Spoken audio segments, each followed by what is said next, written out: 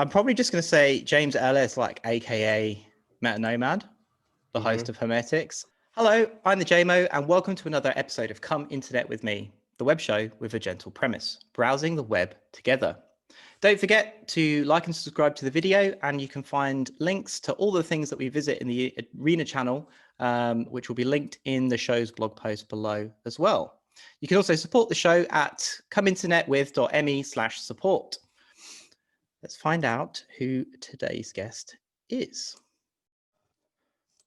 Today's guest is blogger and host of the podcast Hermitix, Meta-Nomad. The elusive Meta-Nomad. Meta, pertaining to or nothing, or pertaining to or noting a story, conversation, character, etc. that consciously references or comments on its own subject or features, often in the form of parody.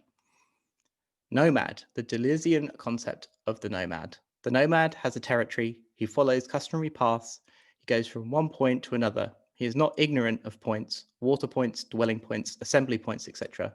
But the question is, what in nomad life is a principle and what is only a consequence? He used to be a baker. Well, Meta, or James, I should say, please, would you like to come internet with me? There you go. Hello. Hey, man. How you going? doing? Yeah, not bad. I forgot about the baker bit. Yeah. It's a long time ago now. Former baker and joiner. Yeah, former baker, joiner, marketer, archery instructor. Many quivers in that bow. Or, yeah. Useless CV is another way of putting it. Yeah. I mean, I guess it's better than being a full-time academic, anyway. Yeah, no. Well, on the upside, never done it, but I know enough about it from speaking to academics who are just drained all the time. Yeah, exactly. So, what have you been up to today, away from your keyboard? Away from my keyboard. Mm-hmm. The only thing I've done away from my keyboard today, because I've been working all day, is learn how to attach bullet connectors to the ends of wires to rewire a headlight on the classic motorbike I bought, which is like the last two things that need to be done, and then it's ready to drive. You were, was it a blog post that you said that you bought that? You're like really happy about it? No, it's just a tweet I bought. It's a 42-year-old motorbike, 1978 Honda CB125. And it really was in a bad state. Like, if I had known more about motorbikes, if someone knew about motorbikes and saw that, they wouldn't have bought it. So, like, as soon as I got home, I was like looking online. I was like, oh, I'm gonna have to do that as well. So, no, laundry list. It's nice. For every single bit, I had to do something on. So I've sort of fully learned from scratch. How much new? Well, not new, but how much has come off eBay? Bits and bobs. 60% of it now. So it's sort of like Theseus's ship, right? You replace the handle, and it's like, is it the real bike anymore? Most of the parts were OEM though, so they are original parts. Yeah, exactly. Cool. I haven't been out the house today, so no. You've just been working all day as well. Yeah. This is the thing. It's really depressing. The other day, someone was like, "Oh, how are you dealing with Corona?" And I thought about it for a while. I was like, "It's changed nothing. It's changed nothing for me." Like, I literally. Think my reply on it's made things better because I don't really like going out. You don't have to talk to anyone. Yeah, you've got that shut-in vibes. I have an excuse not to go out. Yeah. Great. I mean, you still have to talk to people because you're a host a podcast, I guess. So. I like doing that. I like those conversations. I like these conversations where I'm like, I have a mediated. And like we're talking about this, or we're doing this, or even like we're gonna have this conversation at this point. But if someone just says like, "Hey, how are you? How's the weather?" Man, my brain like implodes. I don't know what to do. It's so pointless. Jump on your motorbike and drive away. Yeah, drive away. I said to, I think it was Holly Herndon on her podcast when I was interviewed the other week. She was like, "Oh, how's Corona for you?" And I was like, "Oh, teenage me was training for this." It would have been the teenage dream. Yeah. I think back to those kids having like however many months off. Oh no, that is just absolute heaven. I would have been Nice, like yeah. seeing Command and Conquer, like the Matrix. Do you know what I mean? Or Red whatever. Alert or something. Yeah. I can't even play video games anymore. That's the thing. Play like 20 minutes and it's like just doesn't do anything. I check in with my mates in Animal Crossing at the moment, and that's it. My friends I don't in mind. the village. Yeah, I don't mind. I guess those kind of things I could probably play with someone else, maybe. But, Yeah. So, what topic have you brought for us to internet today? Ventriloquist Dummies or Ventriloquist Dolls. Cool. Yeah. Right. Let's thought go. about that. It just popped out of nowhere. I can't remember why. What was I watching?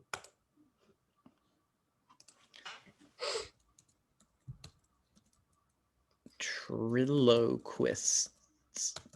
Well, hopefully Ecosia will correct my spelling. Oh no. I'm already like I picked this because this is probably like a We should go shopping in a bit. Have a look. This is almost like psychotherapeutic. It's like the one thing that used to scare me when I was a kid. Well, I know why. It's because I came across that René Descartes thing about. Oh, I saw that. Maybe we should look that up first because that was really interesting. It's weird, isn't it? It's like the kind of thing you say. Is if someone said it in a pub and they'd had a couple of beers, you'd just be like, nah, you make that up. But yeah. Do you want to explain what that is? So we're on the internet. We might as well look it up. Yeah, but from what I know, I mean, there's not too much on it. I think there's like 3 articles. Is it a robot or an and? It's an automaton, but like it's weird. So René Descartes' daughter, I think it's Francesca or Francine. She died at the age of 5, which it's sad. And I think someone on my Twitter also commented saying like it is a trauma response. They couldn't deal with it, and so he recreated his daughter as this like basically complex ventriloquist dummy automaton, which he took everywhere with him from then on when he was traveling around. And supposedly it sort of moved of its own accord and like set up on its own. It was really, really weird. So I can sort of, I don't know, I can't see how this thing is like isn't spoke about more. Yeah. But then I think the story goes that he was on a ship and this, the sea was really bad, weather was really bad, and I think the captain came across it and thought it was sort of cursing them. So all the crew smashed it to bits and threw it over the side, and then it says it here, and then Descartes died like shortly after that because of I think he understood it. Yeah, he understood it as basically like his daughter died again, which is like awful. I love these little philosopher tidbits though. Like my favorite one on par with the Descartes one is Rousseau.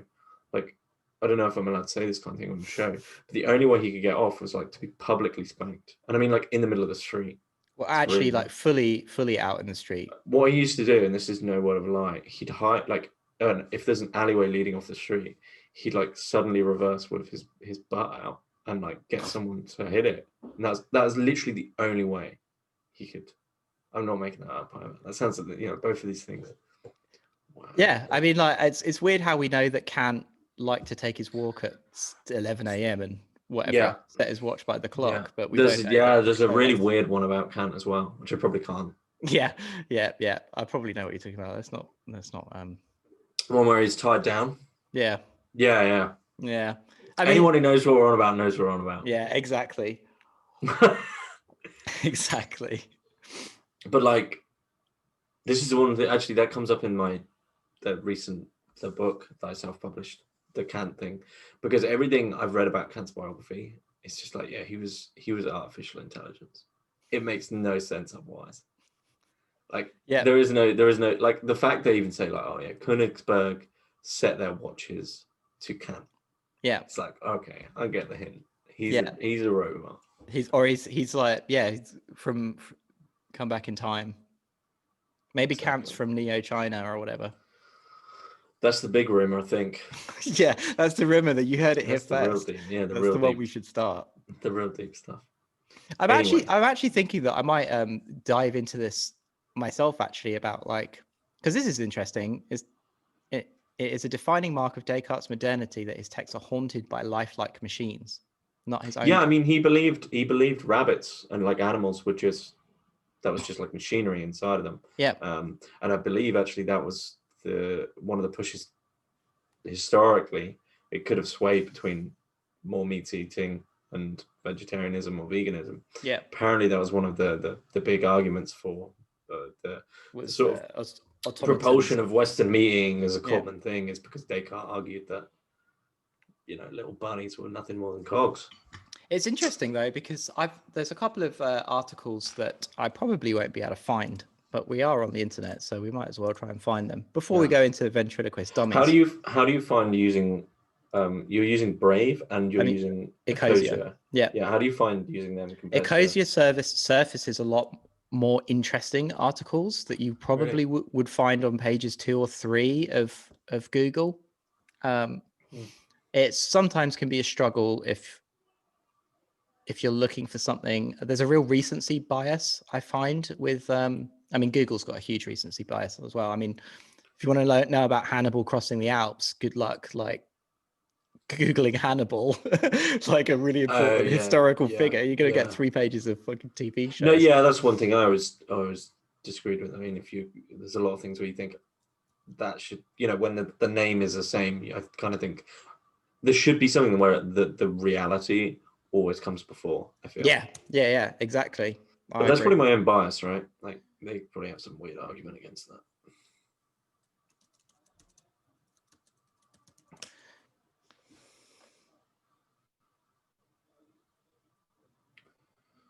We're going deep. So there's a really great article about automaton in the Middle Ages and the early Renaissance. Mm-hmm. Well, they had that massive fascination with early robotics. Yeah, there's like the praying. There's you can get the auto, the little monk that prays for you. You put the prayer in the robot, and it puts its hands together and prays. Wow. I'd love to I wonder if anyone has the schematics for Descartes' door. I imagine he burned them. He must have. Is it this one? But it's really interesting how they perceived, especially in the medieval period, how they perceive automata and essentially robots or mechanical things as being in some sense inspirited as part of a living universe. And the most ridiculous thing is I can only ever think of like the term in Warhammer, where the god emperor is called has the motive force. It's like the term that they use to describe him. But yeah, it's really interesting, and it talks about in that's the little, I think that's the praying monk. Wow. Right. But well, I mean, in Baghdad and places like that, they had all of these like metal birds that were cheap and like just like they had like insane levels of like clockwork robots back in the day.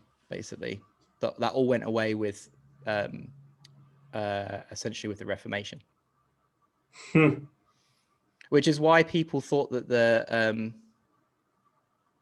robot playing chess was more believable, because it was like something that people were seeing, because there's all those Swiss clocks as well, where they all come out and like click the bells. And can you imagine like a life or a world that is full of things like that?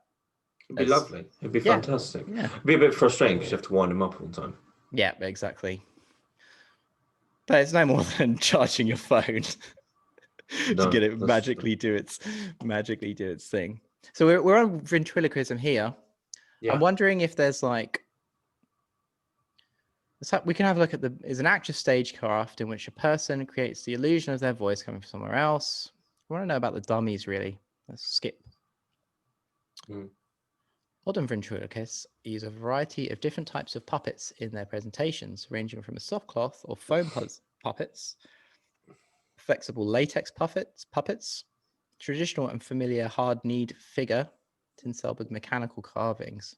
Let's have a look. I haven't seen his stuff before. Vary in size, anywhere from 12 inches tall to human size. On larger, Great names. Larger? Sorry? They do them larger? Yeah, we could have a look at Human-sized ventriloquist puppet. Isn't that just a suit at that point? Oh, okay. Oh, that is weird. yeah. I see what you mean, yeah. I always got this real weird feeling from like the performer as well. Like whether or not you know, have that spirit thing where they're suddenly possessed with a spirit. The idea of just having that kind of thing that you bring to life, like in a box in your house, I find that very strange. Yeah. It's interesting because like I've done one of the things that I wanted to do this year in 2020 that has been completely like hampered by the pandemic was to do after dinner, like to do dinner theater in our community, because there's a community center that you can borrow. You don't even really need to hire it. And we were going to do like dinner and then theater afterwards. And I wanted to do puppets of local folk tales. Yeah. And so do you know how to do puppeteering? no, I thought that would have been this year, like the group of us that were going to do it. Okay. Would have been I think it's pretty difficult. Been our project, basically. But there must be the moment where you bring something to life, you know, with the puppet, and you're like, oh, this thing now has a personality. Yeah, there must be some weird stories about like people getting sort of, you know, connected to like overly connected. So this is linked off of off of the ventriloquism Wikipedia page. Multi-sensory integration is the study of how information from different sensory modalities, such as sight, sound, blah, blah, blah, might be integrated into the nervous system. The question is why is this? See also. A coherent representation of objects combining modalities enabled animals to meaningfully to have meaningfully perceptual experiences. I guess it's to do with the fact that, like, given a convincing enough puppet and voice throwing that you believe, like, the disbelief, or that, you know, like you just. I wonder if there's a case where like the puppeteer is generally believed it's alive and they can't stop doing it because they don't want it to die. Yeah. So multisensory illusions. It has been found that two converging bimodal stimuli can produce a perception that is not only different in magnitude than the sum of its parts, but also quite a different quality in a study labeled McGurk effect. A person's phenome production was dubbed with a video of that person speaking a different phenome. The end result was the perception of a third different phenome. Explain that phonemes such as bar, da, ka, ta, ka, and pa can be divided into four groups that can be visually confused, and thus can be audibly confused. All right, so like it was overdubbed with different phonemes. The video. Okay. Hence, when ba, voice, and ga, lips, are processed together, the visual modality sees ga or da, and the auditory modality hears ba or da. Interesting. I see. That's those videos where like they play a song and then it tells you it's saying something else. Yeah. And your brain can't hear anything else. Oh, okay. Yeah. It's or called like the McGurk effect. What's it called? That the bad lip reading videos as well. Yeah. Yeah. So there's ventriloquism, which we are on, has been used as the evidence of a modality approaches hypothesis. Appropriateness. Ventriloquism is a situation in which the auditory location perception is shifted towards a visual cue. The original study describing this phenomenon was conducted by Howard and Templeton in 1966, after which several studies have replicated and built upon the conclusions they reached. In conditions in which the visual cue is unambiguous, visual capture reliably occurs. What do you reckon that is? Visual capture. Looks good. We'll finish this and then go have a look. Thus, to test the influence of sound on perceived location, the visual stimulus must be progressively degraded. Interesting. Furthermore, that given the auditory stimuli are more attuned to temporal changes, recent studies have tested the ability of temporal characteristics to influence the spatial location of visual stimuli.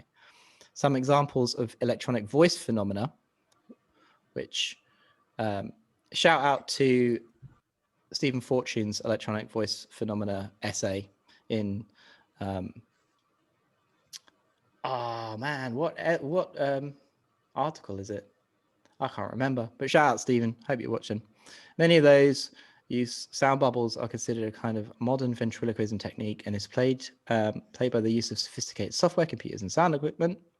What's interesting there though is that they said that the temporal characteristics influence the spatial location.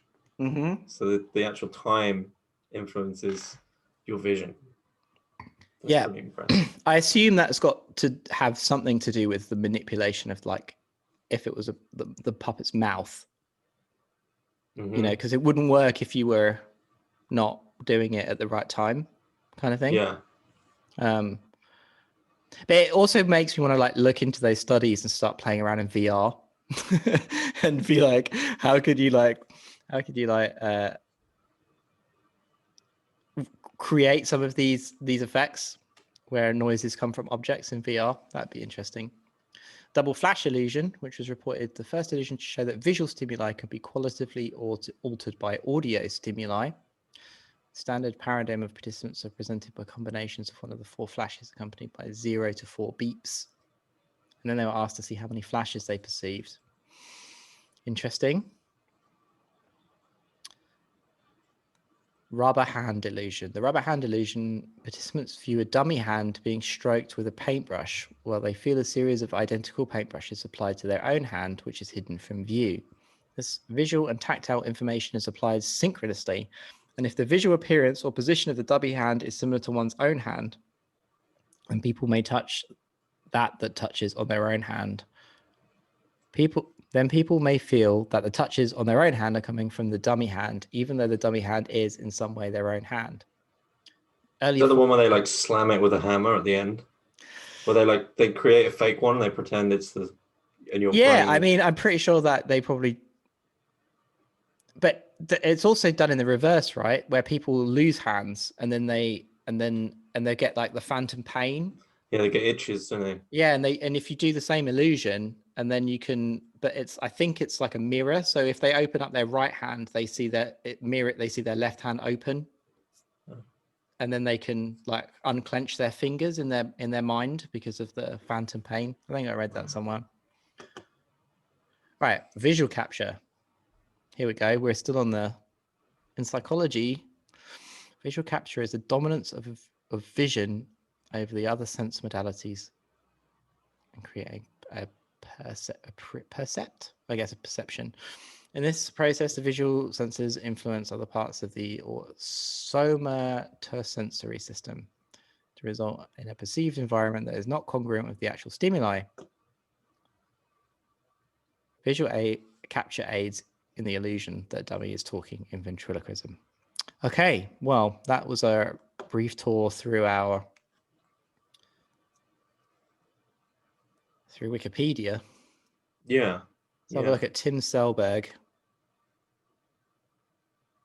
Sculpture with 3-dimensional carved mechanicized figures, which are especially used in the performance. Oh, let's have a look at this guy's work. Well, this is one of the things I think that freaked me out about these. When I was interviewing, I forgot his name. He wrote, it's really bad that I forgot his name.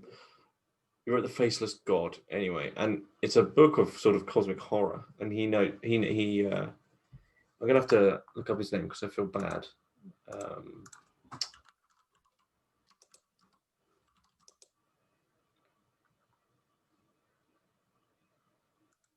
It's not The Faceless God. Oh dear, this is bad on my end as well.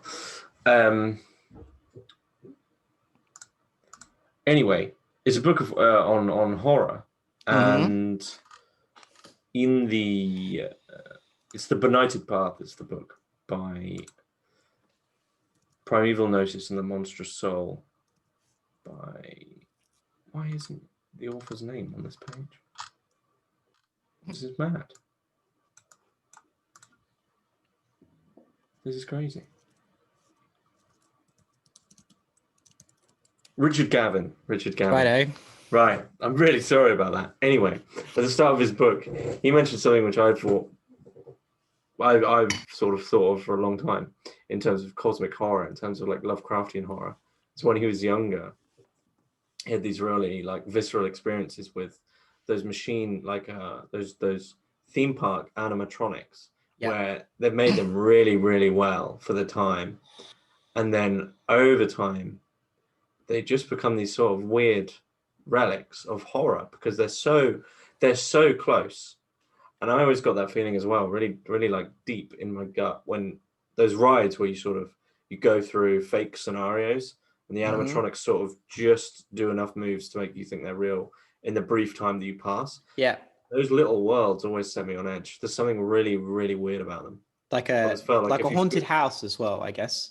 Is that similar? when you know it's when you know all these weird dioramas have been made behind glass or whatever, and there's something very, very strange about them. It's really unsettling. I think it's probably the same thing for Ventriloquist Dummies, but I think there's something more unsettling about those animatronics. Yeah, because the idea of them being then just switched on and they're there at night on their own. Something weird about that, man. I used to teach foreign students when I was during the summer while I was at university many years ago. And one of the things that they were like that their parents paid for as part of their 2-week stay in the UK was a trip to Madame Tussauds.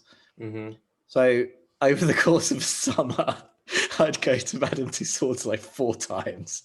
I've never been. I think and it's weird. It really is weird. Like, I mean, obviously, every time you go, you stand next to Fidel Castro or something, get your photo taken.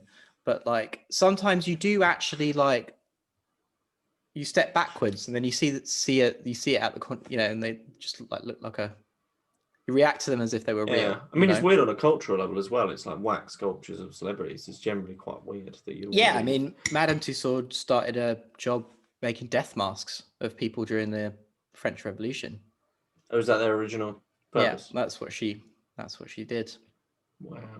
And the death. Yeah, what's it? You know when you learn CPR.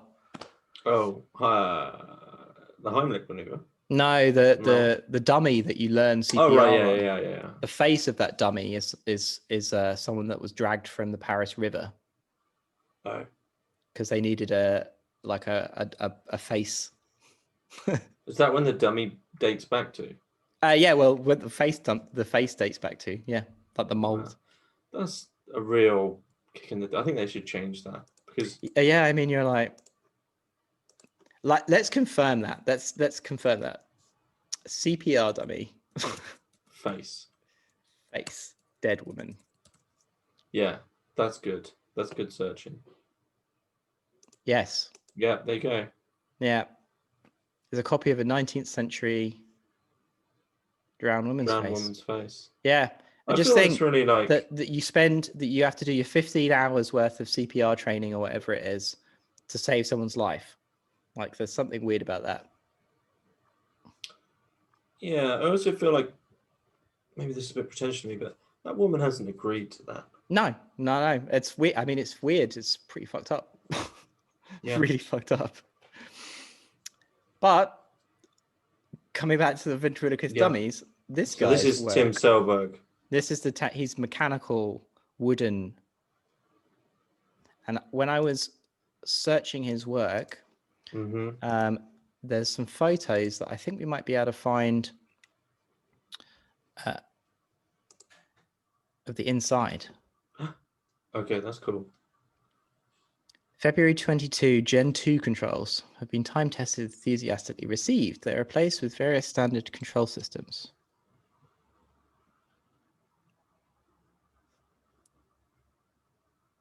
I'm impressed by these pictures. I've never seen that. And this is all the inside. See, that's creepy. Is that not creepy to you? I think it would be more creepy if it was here. And like you could see the front of its head and it was looking somewhere. And I was manipulating it. Yeah. Yeah. And it turns around and sort of says, stop doing that.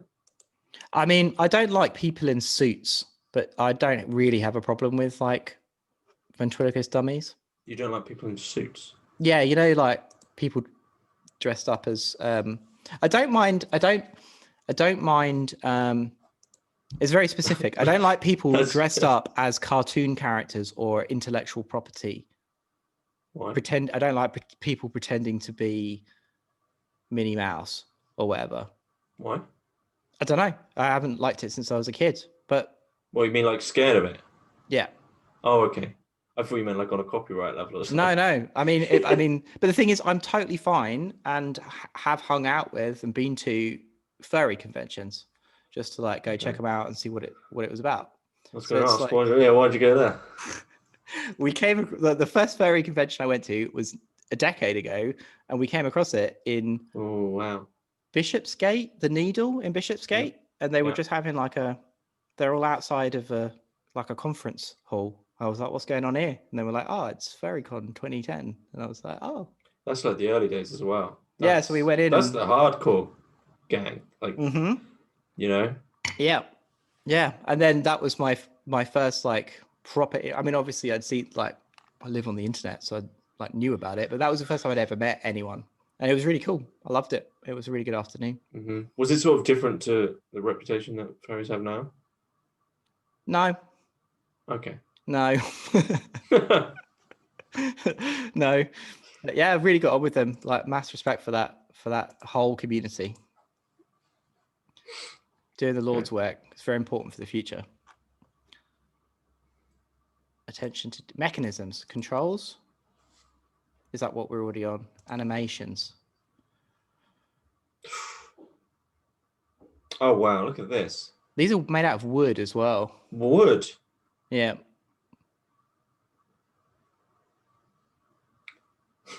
Wow, that's cool. It's pretty impressive. It's really like you just don't see that kind of thing anymore. It almost makes me think as well. It's sort of like abandoned technology. It's like you were saying earlier that we used to have tons more of these automatons and robotics, early robotics. What would have happened if we would have kept down this path? Yeah.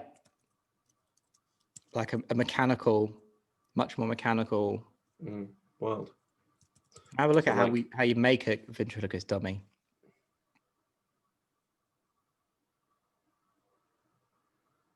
Instructables, here we go.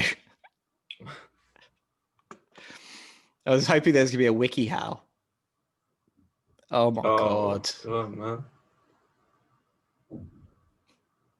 This was made by the exterminating Dalek. Okay. Yeah. When I was growing up by the seaside, a highlight of every summer. He's found some plans from 1938. Wow. Wow, let's have a look what this is. The Home Workshop, Popsy. Simply made, but very lifelike dummy for the amateur ventriloquist. Popsy. The dog's called Popsy. So it's made out of clay. Let's just have a look through this stuff. This is proper come internet with me now. It's made from clay. Next page. Not loading. Do I have to click on that? Yeah, there we go. Nope. Nope. Let's try opening it in a new tab. No, unfortunately not.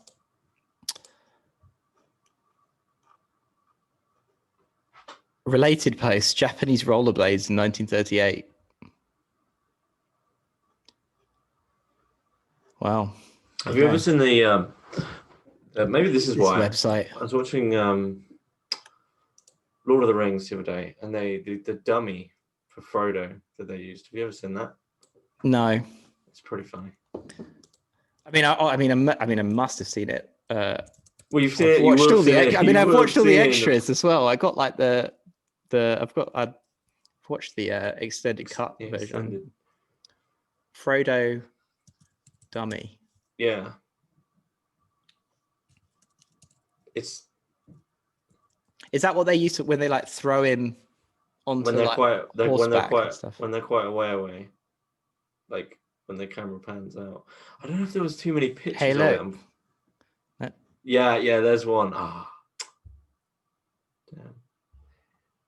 Yeah. So it was used there when like that scene when he's been stabbed by the ring raids.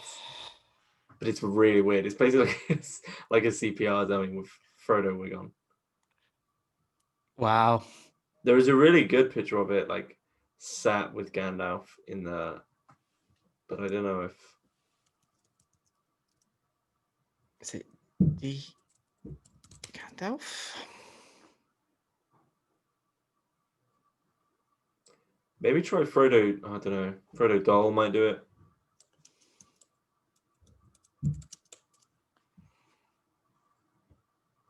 Oh, help if I spot Gandalf right.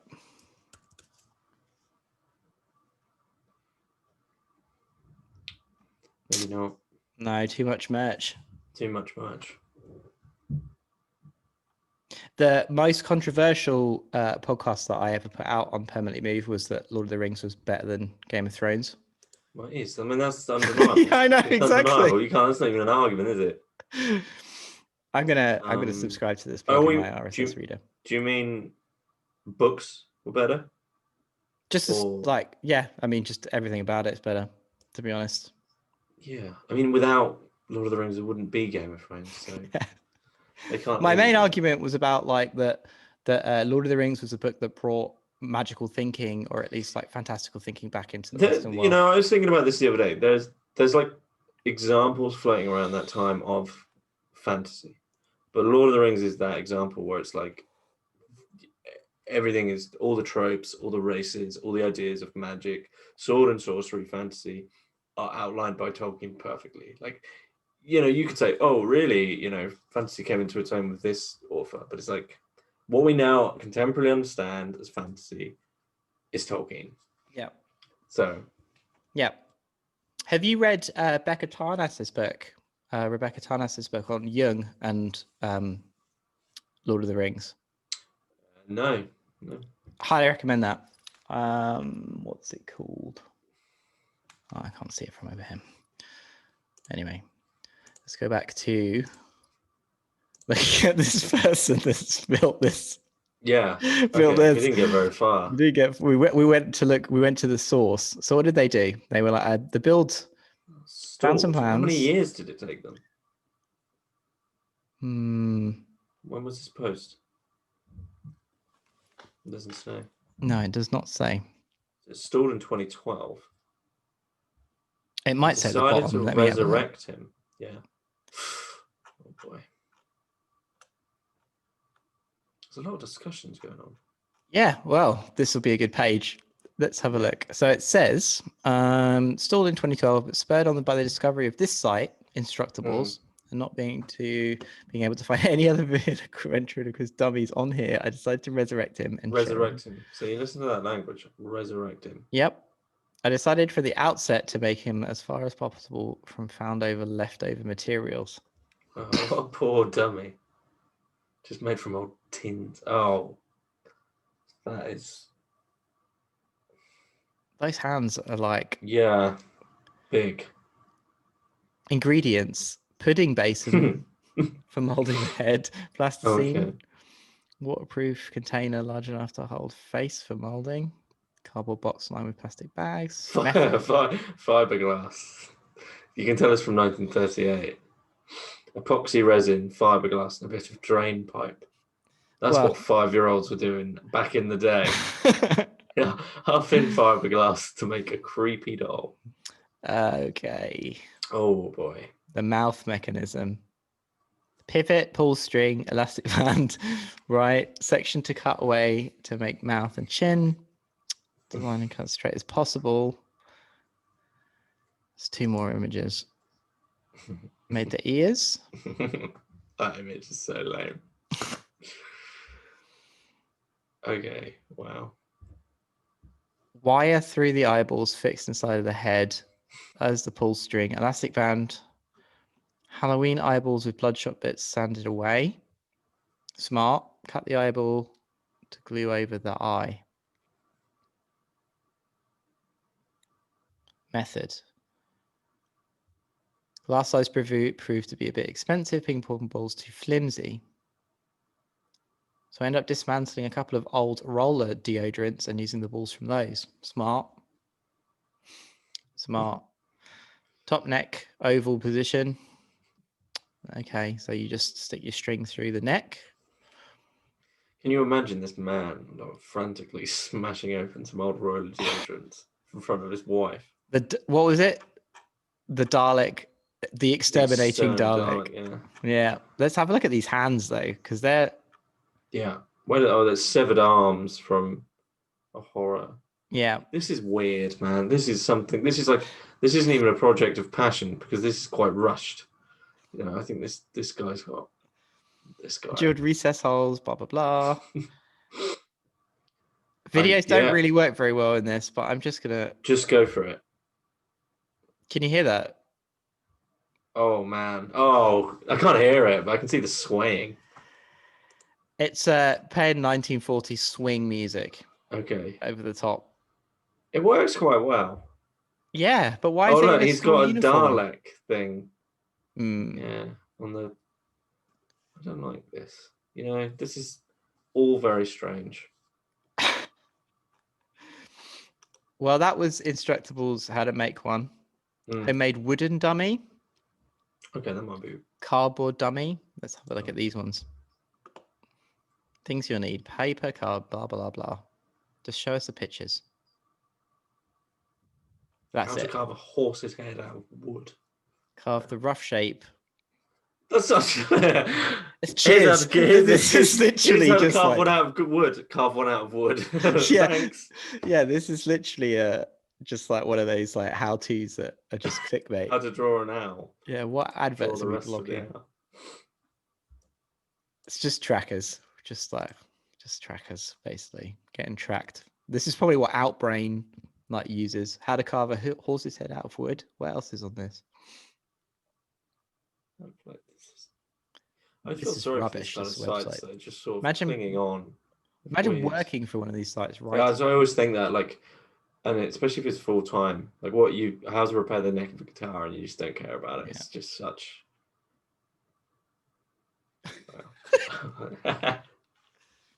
A friend of mine used to write copy for a holiday, for a holiday booking website, and she also used to write a lot of erotic fan fiction. Big money in that, though. And she would write all of these. Just heard that all that stuff is big money. She'd write all of these holiday packages for people that are just recently married, and she used to get told off by her boss for her copy being way too hot and steamy for for a holiday package website, a package holiday website. I love the fact it was that bad that's noticeable. It takes a lot for a manager to really know. It was just a bit over the top, you know what I mean? Just yeah. But I think she was trying to push it. This is cool. I like that box with eyeballs in it. Spray painting your box. Always use a primer because cardboard. Okay, so it's just literally just. That's it, and there's a bit of string. Do not cut the eye holes too big, or else the ping pong balls won't fit in. Wow. This is the image for this episode that's going up. Okay. That is horrendous. I sort of want to see does it change when you get to the finished product? No, I think details. She's adding details. Pupils to the eyes. That's a good detail. Blacken the mouth. Wow, all done. That thing, it really weirds me out to think that thing exists somewhere. Mm-hmm. I wonder how many views this has got. 9,000. What? Here I am writing 3,000 words on economics, and I get 200 views. And really, we all know where the money is now. Yeah. Boy's Life, how to make a full body ventriloquist puppet. Oh man, this is awesome. Oh, this is a bit more complicated, I guess. Oh, okay, that sort of makes sense. It's like those wooden ones that we were looking at earlier. How to build this is Okay. puppetbuildingworlds.com. We'll come back to this. Possum wood puppets. Look, about me, Dennis and family. Author, educator, and puppet maker and performer. I've been performing with puppets for 14 years and perform as a ventriloquist for my family on stage. Awesome. Been building puppets since 2015. Started this blog to share. Awesome. Good on you. Okay. Oh, full, but I thought like whenever they say no, this is the full. This is the full. Oh, wait, hang on. Wherever it was that I opened it. No, I think you were on it. I think this is it. Yeah, that is it. Yeah, a full body. Free puppet head pattern. Recently built this puppet. So this is like puppets don't do the same thing though. Puppets are way different. I'm not scared of the Muppets, you know what I mean? There's something about there's a big difference between a dummy and a puppet. Difference between dummy and a puppet. I wonder if there's a real hard metaphysical reason for this. Wikidiff. Differences between marionettes. Here we go. This is cool. Puppet doll and toy.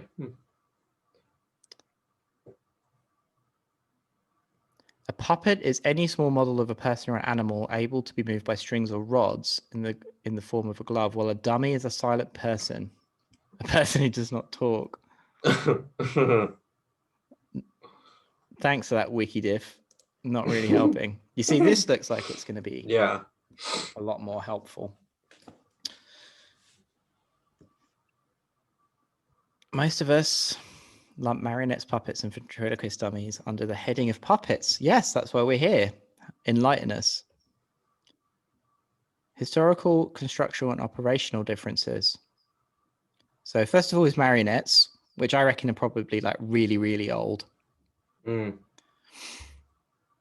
there you go. Marionettes 2000 BC. Got to be older than that though, surely.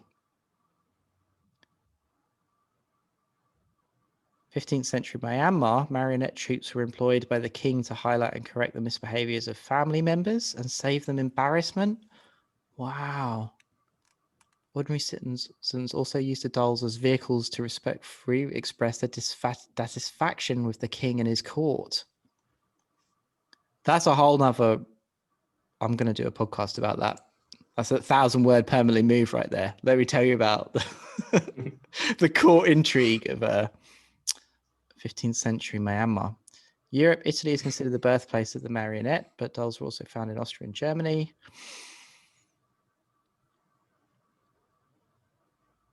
So yes, what's unique about puppets?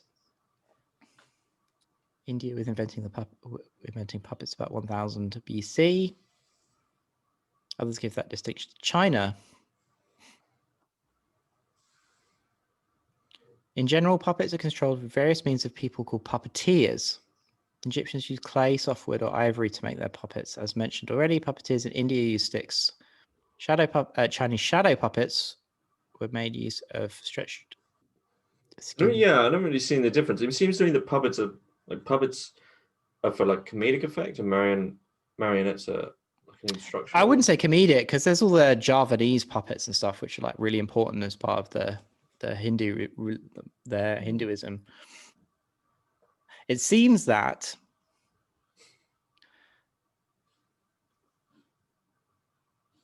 this is all construction, though. Okay, What's unique about dummies?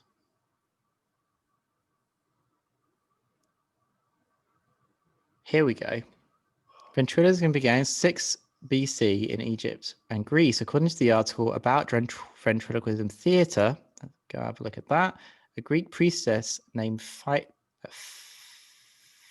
Phia, I guess. Yeah. You say that? Phia? Probably fire, yeah. Phia would enter into a trance and, without moving her lips, would throw her voice before an audience who thought the gods, heaven, and their idols were speaking to them. This speciality became known as ventriloquism. That's how the Wikipedia page should have opened. Yeah. Latin. But it comes, yeah. From this, so-called prophets created necromancy, spirits residing in and speaking through stomachs. In some cultures, it was considered illegal and punishable by death. People in the Wow. Middle Ages called it witchcraft. See, so my like aversion to this is a gut level. You know, people then. I mean, I have a gut reaction to it now. And back then, you see a dummy starting to talk, Yeah. and you're gonna go mad. You're gonna kill it. You're gonna string that up and burn it. Christian church labeled it. Louis Barabet, a member of the French court of King Francis I, was the first European to engage in the farce. Ventriloquism returned to 16th century England in the form of comedic entertainment and spread to North America by the 18th century. It still doesn't give you like a clear definition. It just describes the three. Well, I guess with Ventriloquist Dummies, it's like the voice is thrown. Yeah. So with puppets, it isn't because you're normally hiding. Good point. And with a marionette, your attention is elsewhere from the person that's doing. I don't know if they do voices. It sounded like they didn't do voices. I think they're more. What with? I've seen people do voices with marionettes. I grew up by the sea. Saw a lot of Punch and Judy. Yeah, I was going to say Punch and Judy. What was this? This was the. Wow. Okay. Well, theatre seat store. There is a niche market for you. That URL that I clicked on. Oh no, the theatre seat store about ventriloquism theatre. Oh, let's have a look at theatre seats. Yeah. Wow. How much is a theatre seat? Which one do you want to get? Octane, LHR. With the lights. Yeah, man. Blast off. Well, these are for theatres, right? So big money. Get massage ones. Any place that doesn't list the price below things, you're in for big cash. Knew it. Yeah. I always think the same with fancy fashion stores in central London.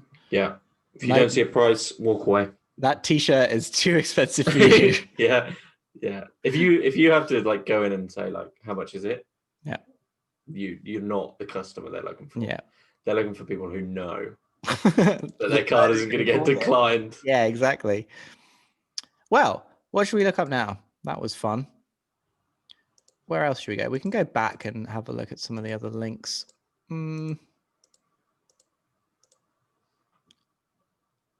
Custom puppet animatronics. Yeah, we can have a look at that.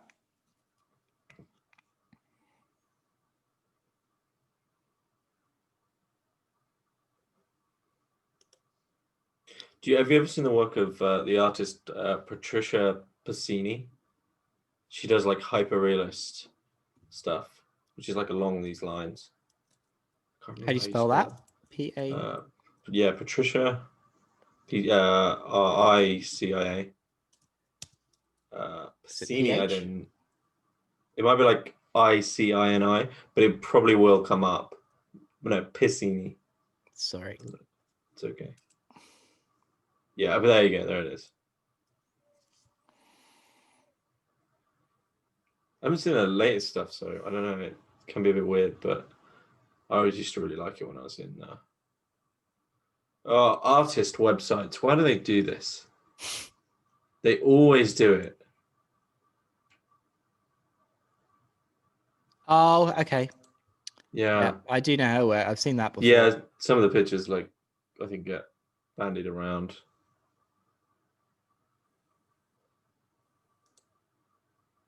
Yeah, this website is complicated. Artists always do this. They pay someone make my website just as awful as you can.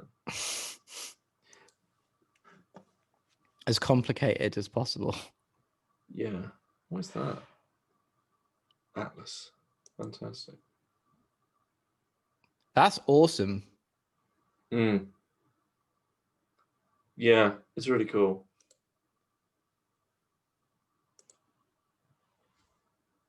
Wow. It's like special effects work as well, like practical effects almost. Yeah, I think films should introduce more practical effects. Did you see the how like the Mandalorian is made in that weird the volume, as it's called? No. We'll end on this, which is like completely disconnected, but it still makes sense. The volume.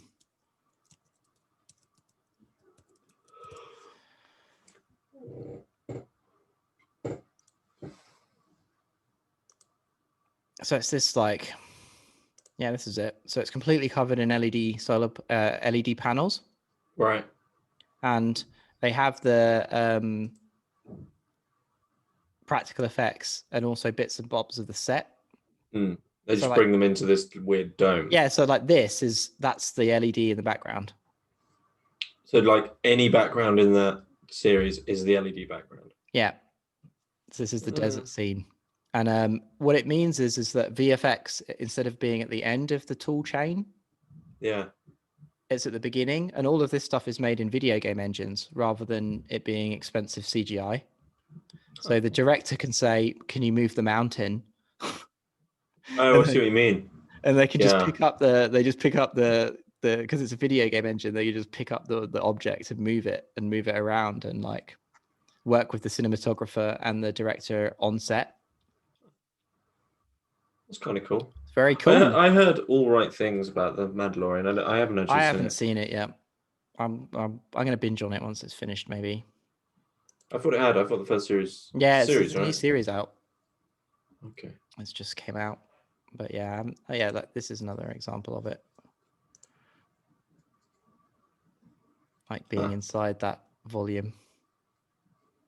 I wonder. That's probably pretty depressing as an actor.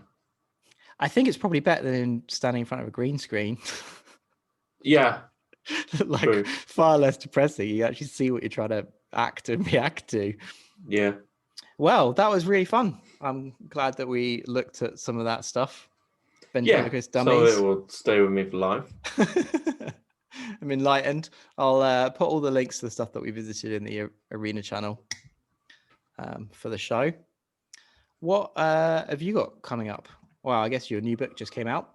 Yeah, new book came out on the philosophy of Nick Land. Those of you that know him will know him. Those of you that don't. I'm not going to try to sell it more than that, but it's on Amazon. So if you type in a methodology of possession, that's what it's called. It's on there. Other than that, I just have the podcast every Wednesday, Hermitix, and it's going to start. I'm going to start doing monologues on separate works soon, just so I can put out a bit more content for people. So that's coming up. Other than that, it's just doing that all the time, really. Yep. Not much. Full-time content creator. Check out the blog as well, Meta-Nomad. And if you maybe check out the blog, I probably will get back to blogging now because I finished the book. It's been a while. And subscribe on Patreon. Yeah. Oh yeah, that one as well. See, I can't sell myself very well. If you've enjoyed this show, go to comeinternetwith.me/support and support my work. Yeah, support this guy. Yeah, you heard it here first. Thanks very much. Yeah, thank you for coming interneting with me. Cheers. Be well. You too, man.